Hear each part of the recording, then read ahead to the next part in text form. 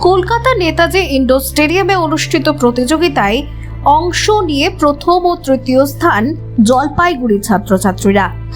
একজন প্রথম, অপরজন তৃতীয় এবং আরও একজন তৃতীয় স্থান জয় করে জেলার নাম উজ্জ্বল করল জলপাইগুড়ির ছাত্রছাত্রীরা। তিস্তা ভ্যালি সিসিনকাই শিতরীয় ক্যারাটে একাডেমি জলপাইগুড়ির ছাত্রছাত্রীদের এমন সাফল্যে খুশি তাদের বাবা মাও।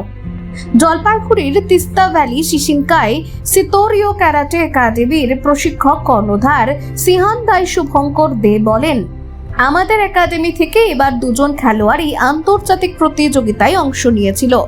যারা জয় করেছে তারা সিনিয়র কাতা ক্যাটাগরিতে ব্রোঞ্জ পদক জয় করেছে।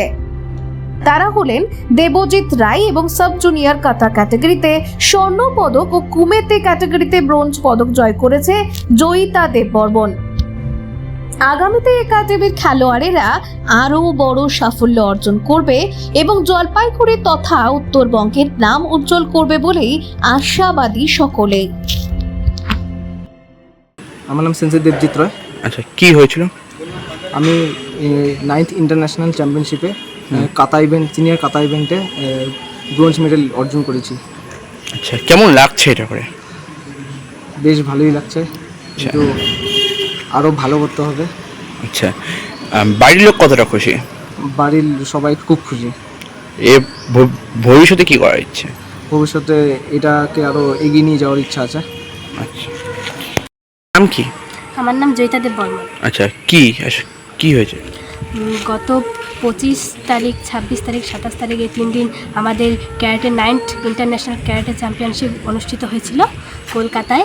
আমি সেখানে অংশগ্রহণ করেছিলাম। সেখানে আমি সাব জুনিয়র কাতা এবং কুমেতেতে অংশগ্রহণ করেছিলাম। তো আমি কাতাতে ফার্স্ট এবং কুমেতেতে থার্ড হয়েছি। কেমন লাগছে এটা করে?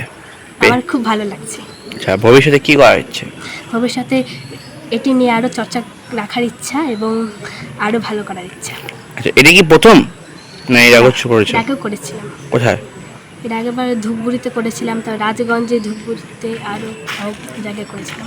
বাইরে কি এটা প্রথম করলে? বাইরে, হ্যাঁ। আচ্ছা, খুবই খুশি, খুবই ভালো লাগছে। জলপাইগুড়ি থেকে যে দুজন ক্যারাটে প্রতিযোগিতায়, ইন্টারন্যাশনাল প্রতিযোগিতায় গিয়েছিল, সেখানে জয়ী হয়ে এসেছে, এটা জেনে খুব ভালো লাগছে। বেশ অনেক দিন ধরেই করছে ওরা, অনেক দিন ধরেই করছে। আরও প্রতিযোগিতায় অংশগ্রহণ করেছে, আরও প্রাইজ পেয়েছে। সেটা হ্যাঁ, প্রথমবারই এবার হলো।